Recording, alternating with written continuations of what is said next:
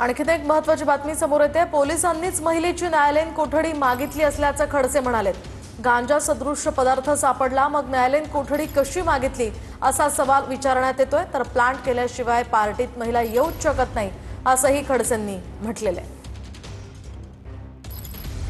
एकनाथ खडसे यांनी काल देखील स्पष्ट केलेलं आहे की कुठेतरी खडसे कुटुंबियांना बदनाम करण्यासाठी किंवा अडकवण्यासाठी हा सर्व प्रयत्न असल्याचं त्यांचं म्हणणं आहे। आता पुढचं नेमकी काय तुमची भूमिका असणार आहे, कशा पद्धतीने आता पुढे कायदेशीर प्रक्रिया पार पडणार? काल माननीय कोर्टाचा निर्णय पाहिला, त्यामध्ये 5 जणांना पोलीस कस्टडी आणि दोघांना त्या ठिकाणी 2 महिलांना त्या ठिकाणी मॅजिस्ट्रेट कस्टडी देण्यात आली।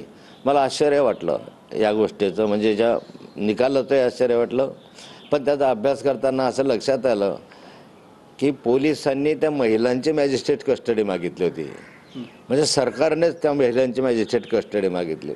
वास्तविक त्या महिलांच्यापैकी एका महिलेच्या पर्समध्ये जे काही पदार्थ कोकेन सदृश्य वगैरे म्हणतात किंवा गांजा सदृश्य म्हणतात ते तिच्या पर्समध्ये सापडले।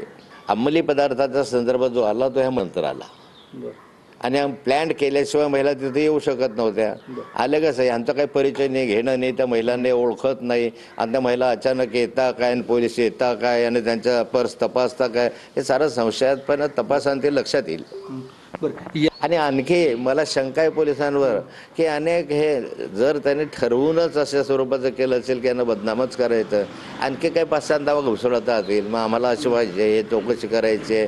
तुम्हाला एक स्पष्ट आहे, या ठिकाणी हे स्पष्ट आहे की प्रांजल खेवलकरने कोणतंही ड्रग घेतलेलं नाही, दुसरं त्याने कोणताही ड्रग बाळगलेला नाही, तिसरं त्या ठिकाणी त्याने काही मदत केली असंही चित्र दिसत नाही। आणि मग या संदर्भामध्ये कशावरून तुम्ही असं म्हणू शकतात? आणि मला तर आश्चर्य वारंवार वाटतं की ज्या महिलेच्या पर्समध्ये सापडलं व्हिज्युअल आहे, बरं झालं तुम्ही व्हिडिओ काढला, जो 3rd पर्सन असेल का कोणी असेल, पण त्या निमित्तानं जगासमोर आलं तरी सर्वांना दिसतंय की ते याच्यामधून हे काढलेलं आहे, हे काढत आहे। तिच्याकडून चौकशी करायची ना की तू कुठून आणलं, कसं आलं, तुझ्या पर्समध्ये कसं आलं, तिचे चौकशी सोडून दिली आणि ह्यांच्या चौकशा करत राहिल्या। मला वाटतं की पोलिसांचा या संदर्भामध्ये जो दृष्टिकोन आहे तो निव्वळ या ठिकाणी बदनाम करण्याचा दिसतोय। कॅमेरामन सुशांत राऊत सह मी योगेश बोरसे, TV9 मराठी, पुणे।